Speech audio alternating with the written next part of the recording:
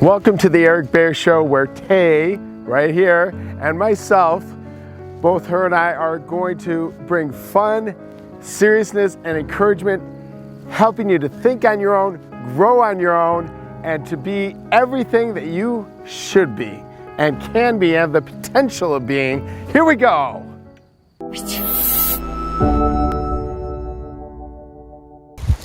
As you can see, I'm getting surrounded by geese here, and there's a bunch of babies here as well.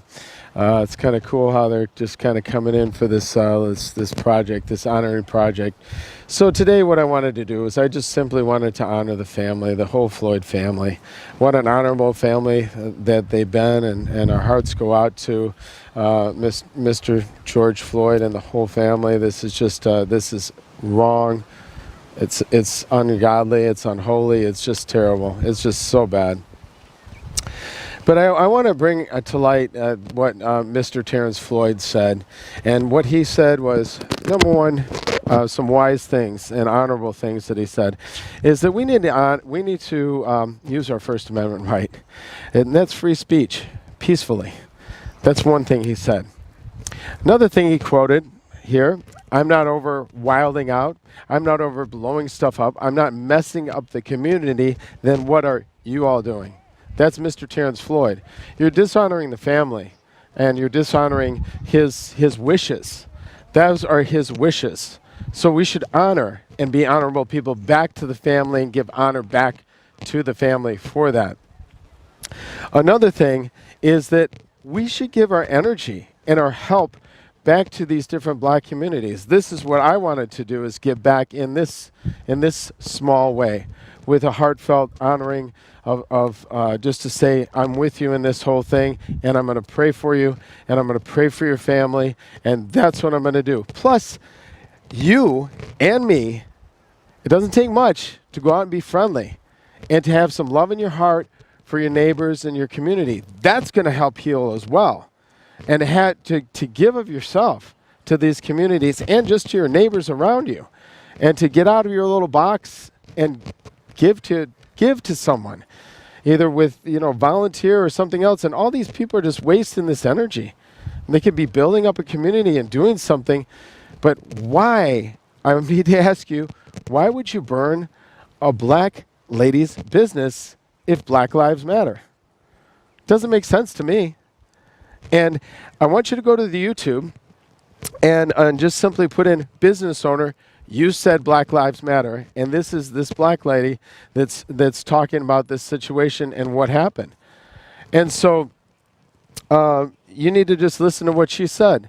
You dishonored her business, you destroyed her business, and she says, you know what? You might as well just you just destroyed her business. And that's what, I'm going to let her say it in her own words.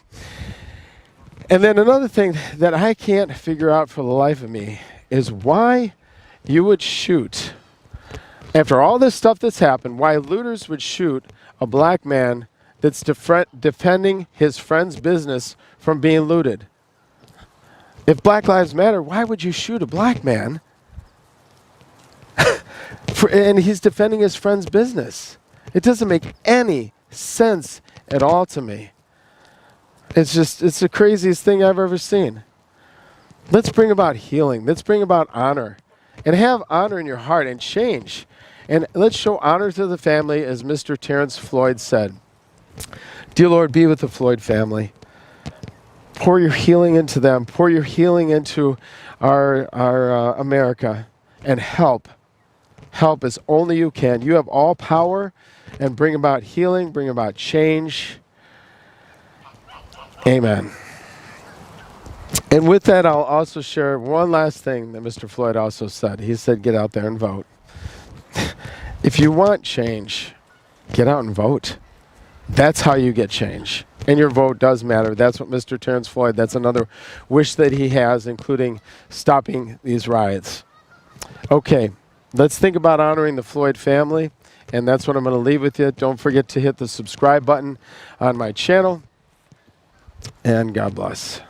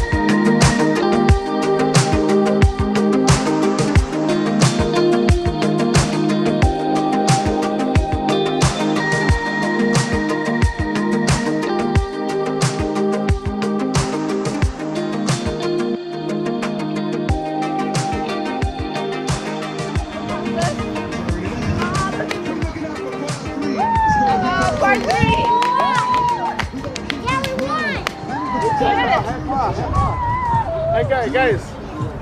Thank you for the dance. Thank you for the dance. Thank you. Hey, guys. Bam. Whoa, that was strong. Yeah, kids. That was strong, too. Ooh, this was a good workout. I want to see ourselves. Yeah, I will. Okay, wait, here we go. Okay, hold on. Let it go. Look, stand. Look right here. Yeah. Look at that. Look at all these wonderful kids. This is awesome. Baggett's Funny Mike. Oh, there's another one. You want to be on the camera? There you go. Get on the camera. Funny Mike. Don't touch the lens. Huh? Yo. Ninja Kids. Karen. Here. There. Here we go. All right, so I've got a real treat today. We're here at wonderful pond just overlooking Orchard, actually Upper Straits. And this is my mom. And she's always been there for me. And my toughest times, my mom has always been there for me. My dad, unfortunately, passed away earlier. But my mom, when I went through a really tough time, was always encouraging and loving and always there for me. And I tell her that quite often, don't I? Yes, you do. Did I pay you to say that? No. Okay. So I wanted to talk a little bit today about these riots and police, and I looked to her. She's several generations, 82, and I thought, get some wisdom from somebody who's wiser. That would be a good thing to do for all of us. So have you ever had a ticket or do you have any felonies or anything like that? I have one ticket. Is that a felony? No. Okay. Tell me about that ticket. It's for impeding traffic. Yeah, I don't even know what that means. I was going too slow.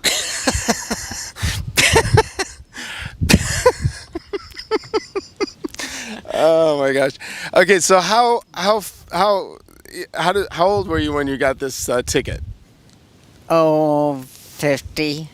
50. Okay. But you have gone over 100 miles an hour and you didn't get caught the one time, right? Yes, twice I've done that. Was that from a bank robbery? No. Okay, just checking. So, I wanted to get her feeling about the police. She's as an outside, you really like to do a lot of research, don't you? Yes, I do. So, what's your feeling about the police? Do you trust the police? Not really, no. Okay, as an 82-year-old white woman, why would you say that? Well, if you call the police, you don't know if you're going to get a nice policeman or a not nice policeman. Gotcha. And you had in West Bloomfield, you had a break-in in one of your cars, right? Yeah. And the police officer that came out that handled this, it was probably petty theft, like under $300, something like that, right? I don't remember. It was a broken window and a couple things were stolen. Yeah. So it's a good guess. But what did the police officer say, the West Bloomfield police officer say to you? He wound up by saying, you live in West Bloomfield, you can afford it. So that made you feel really good as a taxpayer, didn't it? Oh, yeah. It made us mad. Yeah. I mean, that's just a ridiculous thing to say. So, and that's us living in there was other people on our block. There were Indian people from India and a couple other things. But oh, yeah, we used to call our subdivision the Little United Nations. Yeah, because there was a lot of different folks there. But anyway, so that was the treatment there. And then when my father passed away, interesting thing that officer said, this is just a few interactions that this young lady has had with police officers. But what did that police officer say? Well, when he came in, you sat down. And he told me that my husband had died in a car accident. And then he started asking me a lot of questions, whether Mark drank, and a lot of other things that I really didn't think were appropriate at the time. So he basically started interrogating you like my father had done something wrong and he was a bad person. Yes. So that didn't make you feel very good, did it? No. And the other thing that I found very, very funny is that he left within about 15 minutes or something like that. 15 minutes, yes. And what did he say to console you in the end? I got to get back to work. So he has to get back to work, but I always thought that was part of the police officer's job. And what would they be getting back to work for? Maybe generating money for the city? The city, the state, and the courts. Yeah. So when you said you didn't really trust police officers, who do you think that the police officers in America really serve? Most of the time, they serve the city they work for. And they're looking for greater revenues and how they can, that's in your own words. They look for revenue because they're going to get either money from a ticket, or if it's a drug deal or they think it's a drug deal, they can take all the property. And there was one man in a suburb close to us that never did get his money back, and he was found innocent. And he was a mattress stuffer, and he owned a bowling alley, if I remember correctly. Yeah. He did own a bowling alley. He wasn't in drugs, and he was exonerated, but never got the money back. that's right. How many millions of dollars was that? 3. $3 million that the police stole here in town. It wasn't West Bloomfield PD. We'd have to do a little bit more research on that. I think I know, but I don't want to say and be wrong. But those are the real stories of just our little, and those are all white communities. How much more in a different community are they doing these things? These are the things that I'm going to talk about and give you some ideas of what I feel from listening to my mom and just making some of my own assessments and just doing my own research of how I think that the police should revamp. One of them is getting rid of the union. And then I'm going to talk to you later about that. Now, let's talk about I want to find out from my mom how she felt about the rioters and what she felt, where the rioters were targeting, and what did you feel about the rioters? They're terrible. They should be put in jail. And why should they be put in jail? Were they were hurting people, not just property, right? Well, yeah, absolutely. And there were several people who were killed. A cop and a retired policeman in St. Louis was killed by rioters and looters. There have been all sorts of people killed. There have been several, what I assume were good policemen, killed for no reason. Some lady was shot in her police car. She was sitting there and they shot her. Yeah, this type of thing, even though we said all these things that we don't like about the police, this is just, murder is murder and wrong is wrong, and there's a right way to handle this, and a peaceful demonstration is always, of course, the best. Oh, yes. A peaceful demonstration is fine. It says so in the Constitution. But anything violent is just not good. You don't know who you're hurting. Right, so they might be taking vengeance on the wrong thing. Absolutely. Yeah, because doesn't it say in the Bible that God is the one that gives us, does the vengeance and not us? Yes. Yeah. Although I hope I can live by that if somebody ever tries to hurt my family. Anyway, moving on from that. So, yeah, I just wanted to get your opinion on this stuff. And what do you think would be a great way to kind of start healing our nation? What do you think we should do, and how should we conduct our lives? Although you've conducted your life very, very well, and you're always friendly with people, how should we conduct our lives? We're all human beings, period. There's no black, there's no white. I don't like the whole idea of black and white because nobody's white. We all have some color in our skin, or well, I guess we're albinos. They are white, but that's an unusual disease. And the black people are all different shades of brown. They're not really black, and they're beautiful. And everybody should just be in love with everyone else as human beings.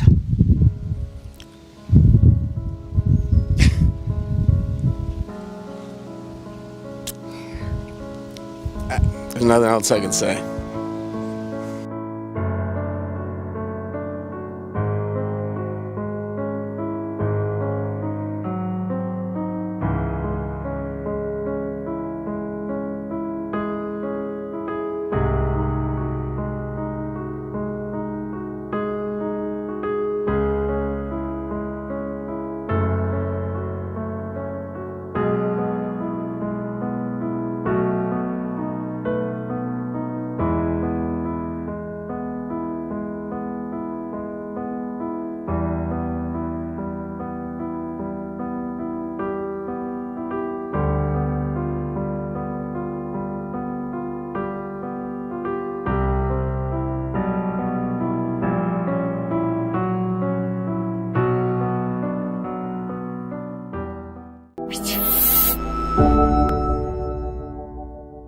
So, Mom, we were talking earlier when we were playing horseshoes. The next video that you run up to is playing horseshoes.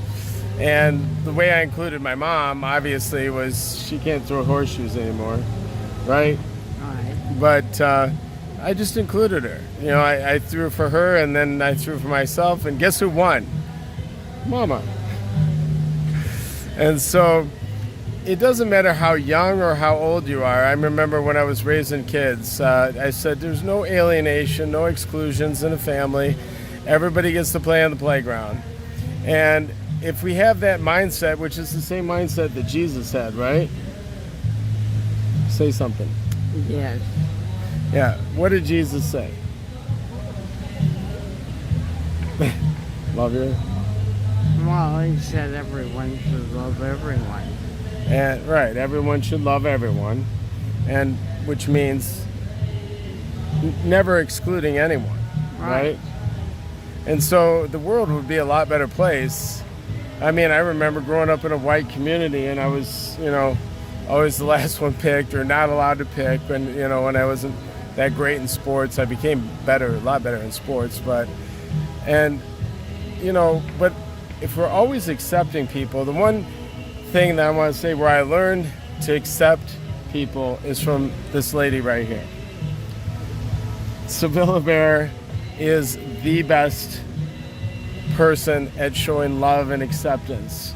She showed love and acceptance to my friends that came here when we were visited here in Las Vegas. She showed, friends, all these things, just constant acceptance, right, Mama?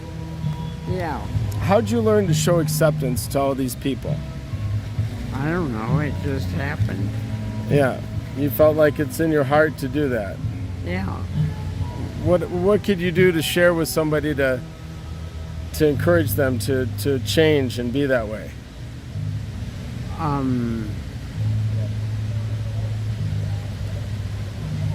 Just be nice to everyone. Yeah. Until they prove that they aren't nice to you. Nice. Well, that's great advice. So, and I remember when I was raising kids, everybody got to do everything together. It's a family. You don't exclude anyone from anything. If somebody can't watch the program because they're too young, then nobody watches the program. If somebody can't play, they can still participate and be a part of that. Got some challenges here. I think I just got stung by a bee. But anyway, so those are the things that about acceptance that are really important. Jesus said, love your neighbor as you love yourself. If everybody did that in the world, we wouldn't have wars anymore, would we? Nope. We wouldn't have crime anymore, would we? No. We'd have A beautiful world without end. We just read it in Isaiah the other day, right? Right. World without end. One day when Jesus comes, he'll enforce that. And then there will be no more any of these things. No more exclusion on the part, no more alienation with families, no more unkindness in families. Everybody's loving and accepting and caring. What a beautiful day that will be. Anything else to say? Say something that's on your heart. Everybody should love everyone. That's it. God bless you. God bless you. Bye-bye.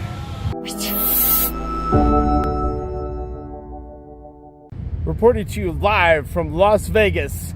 This is the International Horseshoe Pitching Competition between a mother and a son. And it was grueling out there, wasn't it? Oh, yeah. It was tough. It's tough competition. And, Sevilla pulled it off. She was ahead most of the game, came up with the tie at 3-3, then came up a tie at 4-4. And then all of a sudden, she pulled it ahead. She threw a ringer. First ringer of the day. 3 points. She nailed that. Then after that, she pulled one. It was the closest one to the post to win the game. Sevilla, how do you feel about your big win? Oh, wonderful. What do you attribute your win to? Healthy eating. Healthy eating. Nice. Any advice to any younger horseshoe players out there? Just keep practicing. Keep practicing. Well said. Well said. Well, that's it for now. Mom, you want to pick up the winning horseshoe? Okay, don't drop it. You got the winning horseshoe. Yeah. Great. It's heavy. It's heavy. All right, let's get that out of there. Yeah. See, she got them all racked up there. Anyway, anything else? She's tired now. She won the game. Oh, after winning the game, what do you want to do? What? After winning the game, where do you want to go? Oh, to dinner. To dinner. And there we go. What place? Oh, that Italian place. North Italia? Yeah. She wants to go to North Italia for dinner. And there you have it. There's our sponsor, is North Italia for the day. Okay. Big smile.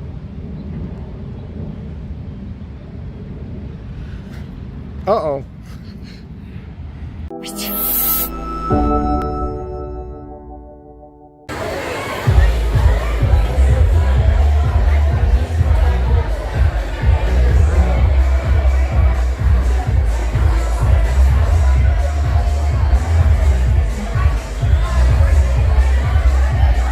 You like that?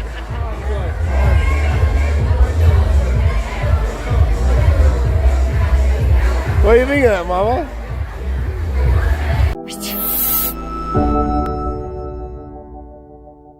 Mom, 1 out of 10. Here, get around I there. threw my jacket. How? Is this a picture or a video? Jacket's gone. What is this? A picture or a video? How? 1 out of 10. How would you rate this evening in Las Vegas? It was a Mama, take 2. Take two. As he holds up 3 fingers. Mama, Take 5. how would you rate this? How would you rate this evening in Las Vegas? That you- 10. A 10. That's it. Take a photo. Take a picture. Okay. The androids take pictures.